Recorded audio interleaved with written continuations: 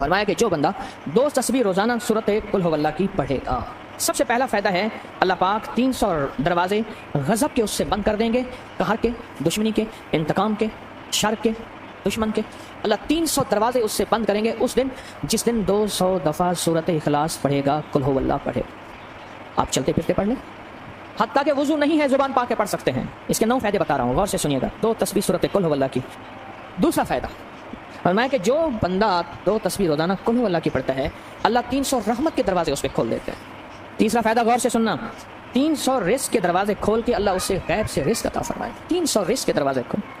چوتھا فائدہ ذرا غور سے سننا، اللہ بغیر محنت کے علم عطا فرمائے گا، اور اپنے علم میں سے بغیر محنت کے، لدنی علم، وحبی علم، وحبی غیبی علم، لدنی وحبی علم، کس کے؟ بغیر محنت کے اللہ علم عطا فرمائے گا اپنے علم میں سے، اور اللہ حلم عطا فرمائے گا اپنی حلم میں سے، اللہ سمجھ عطا فرمائے گا اپنی سمجھ میں سے۔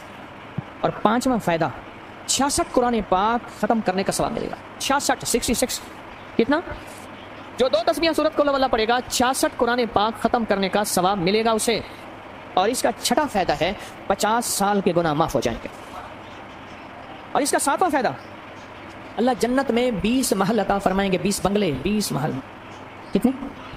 20 محل، اور ہر محل میں یاقوت، مرجان، زمرد، عقیق، اور ہر بنگلے کے محل کے 70,000 دروازے ہوں گے، اور اس میں 70,000 نعمتیں ہوں گے، اور اس میں 70,000 دسترخوان ہوں گے، اور یہ اس شخص کے لیے ہوگا جو صرف 2 تسبیح سورۃ قل هو اللہ پڑھے۔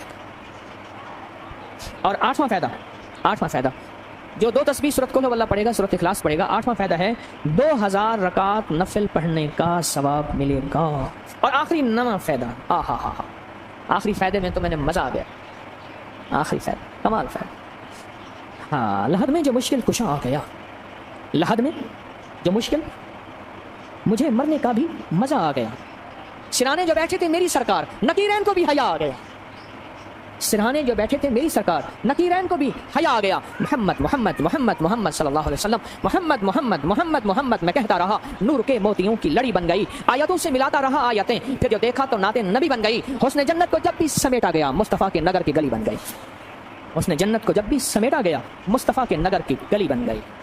اب سنیں یہ سورۃ اخلاص کہاں کام دے گی؟ یہ قبر میں، یہ زندگی میں فرمایا کب ایک حسین آدمی ہوگا، قبر میں ساتھی بن جائے گا، اس کو نکیرین کے سوالوں کے جواب دے گا، اور یہ بندہ ٹھاٹ سے ہوگا۔